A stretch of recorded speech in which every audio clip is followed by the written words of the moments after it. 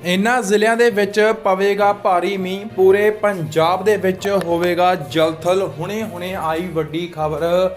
ਮੌਸਮ ਵਿਭਾਗ ਨੇ ਆਉਣ ਵਾਲੇ ਕੁਝ ਘੰਟਿਆਂ ਦਰਮਿਆਨ ਮੌਸਮ ਨੂੰ ਲੈ ਕੇ ਵੱਡੀ ਅਪਡੇਟ ਸਾਂਝੀ ਕੀਤੀ ਹੈ। ਪੰਜਾਬ 'ਚ ਕਿੱਥੇ ਬਾਰਿਸ਼ ਹੋਵੇਗੀ, ਕਿਹੜਾ ਜ਼ਿਲ੍ਹਿਆਂ ਦੇ ਵਿੱਚ ਅਲਰਟ ਜਾਰੀ ਕੀਤਾ ਗਿਆ ਹੈ। ਵੀਡੀਓ ਨੂੰ ਸ਼ੁਰੂ ਕਰਨ ਤੋਂ ਪਹਿਲਾਂ ਬੇਨਤੀ ਗੁਜ਼ਾਰਿਸ਼ ਕਰਦੇ ਹਾਂ, ਚੈਨਲ ਨੂੰ ਸਬਸਕ੍ਰਾਈਬ ਜ਼ਰੂਰ ਕਰ ਲਿਓ। ਤਾਂ ਇੱਕ ਨਜ਼ਰ ਮਾਰਦੇ ਹਾਂ ਅੱਜ ਦੀਆਂ ਲਾਈਵ ਸੈਟੇਲਾਈਟ ਤਸਵੀਰਾਂ ਉੱਤੇ। ਪੰਜਾਬ ਦੇ ਵਿੱਚ ਕਈ ਜ਼ਿਲ੍ਹਿਆਂ ਦੇ ਵਿੱਚ ਸਵੇਰ ਤੋਂ ਹੀ ਬਾਰਿਸ਼ ਦਾ ਸਿਲਸਿਲਾ ਜਾਰੀ ਹੈ ਤੇ ਕਈ ਜ਼ਿਲ੍ਹਿਆਂ ਵਿੱਚ ਧੁੱਪ ਦੇਖਣ ਨੂੰ ਮਿਲ ਰਹੀ ਹੈ ਤੇ ਕਈ ਜ਼ਿਲ੍ਹੇ ਬਿਲਕੁਲ ਸਾਫ਼ ਦੇਖਣ ਨੂੰ ਮਿਲ ਰਹੇ ਨੇ।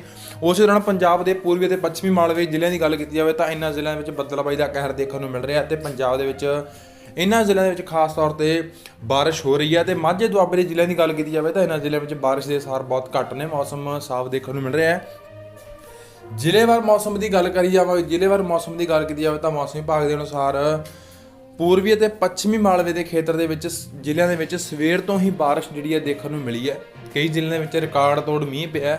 ਉਸੇ ਦੌਰਾਨ ਮਾਝੇ ਦੁਆਬੇ ਦੇ ਜ਼ਿਲ੍ਹਿਆਂ ਦੇ ਵਿੱਚ ਮੀਂਹ ਦਾ ਬਿਲਕੁਲ ਖਤਰਾ ਨਹੀਂ ਹੈ ਕਿਉਂਕਿ ਮੀਂਹ ਬਹੁਤ ਘੱਟ ਦੱਸਿਆ ਜਾ ਰਿਹਾ ਹੈ। ਤਾਂ ਆਉਣ ਵਾਲੇ ਕੁਝ ਘੰਟਿਆਂ ਦਰਮਿਆਨ ਮੌਸਮ ਕਿਸ ਤਰੀਕੇ ਦਾ ਰਹੇਗਾ ਉਸ ਬਾਰੇ ਵੀ ਜਾਣਕਾਰੀ ਸਾਂਝੀ ਕਰਾਂਗੇ ਤੇ ਪੰਜਾਬ ਦੇ ਕਿਹੜੇ ਜ਼ਿਲ੍ਹੇ ਦੇ ਵਿੱਚ ਕਿੰਨੇ ਡਿਗਰੀ ਤਾਪਮਾਨ ਹੈ ਤੇ ਕਿੰਨੇ % ਮੀਂਹ ਪੈ ਰਿਹਾ ਉਸ ਬਾਰੇ ਵੀ ਜਾਣਕਾਰੀ ਸਾਂਝੀ ਕਰਾਂਗੇ।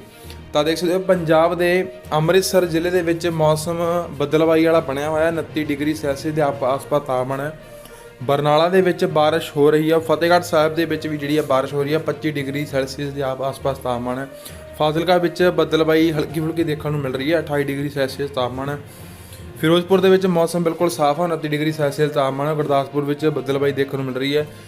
ਹੁਸ਼ਿਆਰਪੁਰ ਵਿੱਚ ਵੀ ਹਲਕੀ ਫੁਲਕੀ ਬੱਦਲਬਾਈ ਹੈ। ਜਲੰਧਰ ਵਿੱਚ ਵੀ ਹਲਕੀ ਫੁਲਕੀ ਬੱਦਲਬਾਈ ਹੈ। ਕਪੂਰਥਲਾ ਵਿੱਚ ਵੀ ਬੱਦਲਬਾਈ ਦੇਖਣ ਨੂੰ ਮਿਲ ਰਹੀ ਹੈ ਹਲਕੀ ਫੁਲਕੀ। ਖੰਨਾ ਦੇ ਵਿੱਚ ਭਾਰੀ ਮੀਂਹ ਦੱਸਿਆ ਜਾ ਰਿਹਾ। ਲੁਧਿਆਣਾ ਦੇ ਵਿੱਚ ਮੀਂਹ ਦੱਸਿਆ ਜਾ ਰਿਹਾ ਹੈ। ਮੰਡੀ ਗੋਬਿੰਦਗੜ੍ਹ ਵਿੱਚ ਮੀਂਹ ਦੱਸਿਆ ਜਾ ਰਿਹਾ ਹੈ।